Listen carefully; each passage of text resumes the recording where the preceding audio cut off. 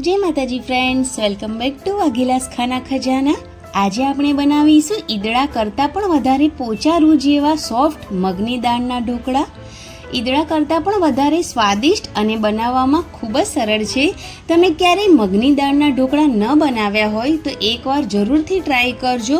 અને જો તમને મારી રેસીપીઓ ગમતી હોય અને તમે હજુ સુધી ચેનલને સબસ્ક્રાઈબ ના કરી હોય ફ્રેન્ડ્સ, તો પ્લીઝ ચેનલને જરૂરથી સબસ્ક્રાઈબ કરજો, લાઈક, કોમેન્ટ અને શેર જરૂરથી કરજો। અને આવા અવનવા વિડીયો જોવા માટે બેલ આઇકન ઘંટી જરૂરથી ક્લિક કરજો, જેથી મારા નવા વિડીયોની નોટિફિકેશન તમને તરત જ મળતી રહે। તો ચાલો રેસીપી શરૂ કરીએ।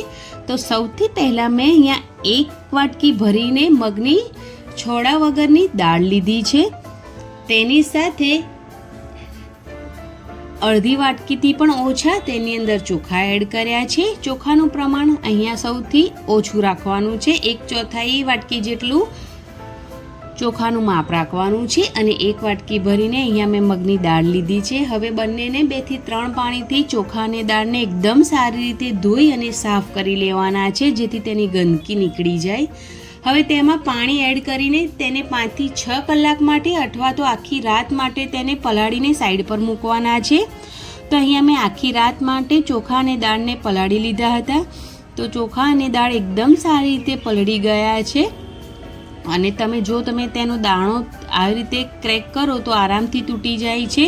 હવે તેમનું પાણી નિતારી લઈશું અને તેને મિક્સર જારમાં એડ કરીશું દાળ અને ચોખાને પીસવા માટે। તો અહીંયા પાણીની જગ્યા પર દહીં એડ કરવાનું, મેં અહીંયા દહીં જ એડ કર્યું છે। તો અડધી વાટકી દહીં એડ કરવાનું, જે પ્રમાણે પીસવામાં જરૂર લાગે એટલું દહીં એડ કરી અને તેને એકદમ સરસ પીસી લેવાનું છે।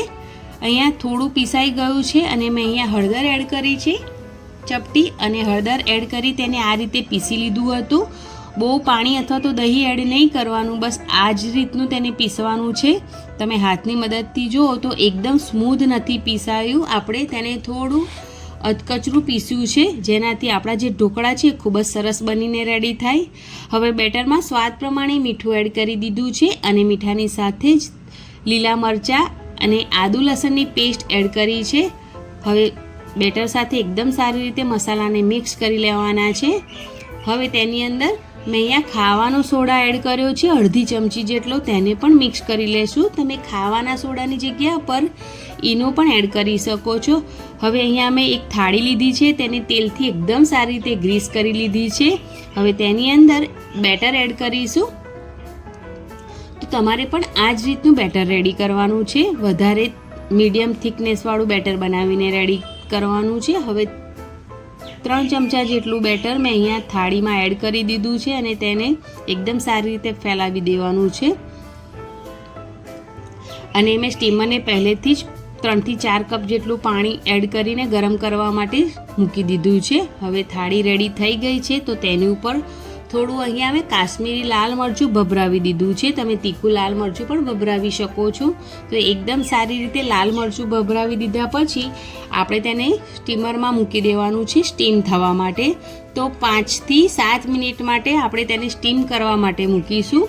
5 થી 7 મિનિટની અંદર જ આપણા જે ઢોકળા છે એકદમ સારી રીતે સ્ટીમ થઈ જાય છે। આ ઢોકળાને સ્ટીમ થવામાં વધારે ટાઈમ નથી લાગતો, ઓછા ટાઈમમાં જ આ ઢોકળા બનીને રેડી પણ થઈ જાય છે અને આથો લાવવાની પણ જરૂર નથી રહેતી। તમે દાળ ચોખાને પલાળીને રાખો તો સરસ મજાના ઢોકળા બનીને રેડી થઈ જાય છે।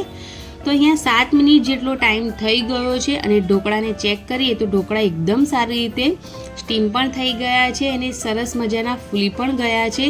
તો તેને ચેક કરી લઈએ, તો ચાકુની મદદથી ચેક કરીએ તો એકદમ સરસ ઢોકળા બનીને રેડી થઈ ગયા છે। તો હવે તેને બહાર નીકાળી લઈશું અને ઢોકળા ઠંડા થાય પછી તેને કટ લગાવી લેવાની છે। તો અહીંયા મેં ચોરસ આકારમાં ઢોકળાને કટ કરી રહી છું, તમને જે આકારમાં ઢોકળાને કટ કરવાના હોય એ આકારમાં તમે કટ કરી શકો છો। તો આથો લાવવાની ઝંઝટ વગર પણ દાળ ચોખા પલાળીને આપણે આરામથી માત્ર 10 થી 15 મિનિટની અંદર જ ઢોકળા બનાવીને રેડી કરી શકીએ છીએ। ઉપરથી થોડા ધાણા એડ કરી દઈશું અને આ ઢોકળાની ઉપર આપણે થોડો વઘાર એડ કરીશું, જેથી ઢોકળા ખાવામાં વધારે ટેસ્ટી લાગે। તો અહીંયા 2 થી 3 ચમચી જેટલું તેલ ગરમ કર્યું છે. તેલ એકદમ સારી રીતે ગરમ થઈ જાય એટલે તેની અંદર રાઈ અને જીરું એડ કર્યું છે. રાઈ અને જીરું એકદમ સરસ ક્રેકલ થઈ જાય એટલે મીઠા લીમડાના થોડા પાન એડ કર્યા છે અને તેની સાથે થોડા સફેદ તલ એડ કર્યા છે અને વઘાર રેડી થઈ ગયો છે.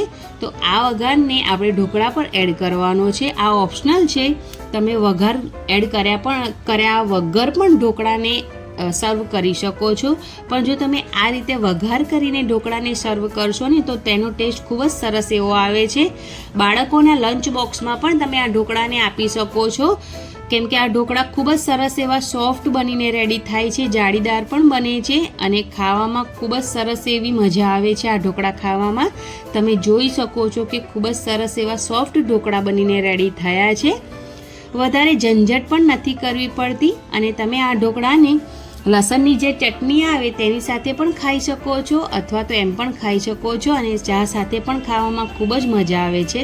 ઢોકળા તો એમ પણ આપણા ઘરોમાં બનતા જ હોય છે, પણ આ રીતે તમે મગની દાળના ઢોકળા ક્યારેય ના બનાવ્યા હોય તો એકવાર જરૂરથી ટ્રાય કરજો. એકદમ ઇઝી રેસીપી છે અને ફટાફટ બનીને રેડી થાય છે અને તમે જોઈ શકો છો કે કેટલા સોફ્ટ ઢોકળા બનીને રેડી થયા છે.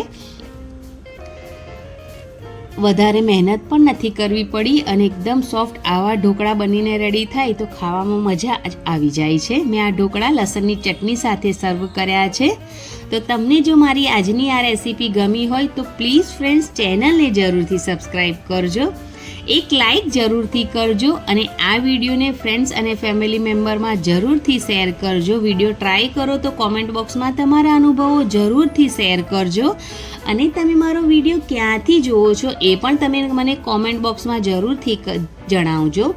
મારી ચેનલને જરૂરથી સપોર્ટ કરજો અને જો તમારે આ લસણની ચટણીની રેસીપી જોઈતી હોય તો મને કોમેન્ટ બોક્સમાં જરૂરથી જણાવજો. હું તમારી સાથે આ લસણની ચટણીની રેસીપી જરૂરથી શેર કરીશ અને પ્લીઝ ફ્રેન્ડ્સ ચેનલને જરૂરથી સપોર્ટ કરો. મને તમારા સપોર્ટની ખૂબ જ જરૂર છે, એટલા માટે તો તમે પણ આ રેસીપી જરૂરથી ટ્રાય કરજો. ફટાફટ બની જતા મગની દાળના ઢોકળા અને લસણની ચટણી. Thanks for watching. Bye bye. Tech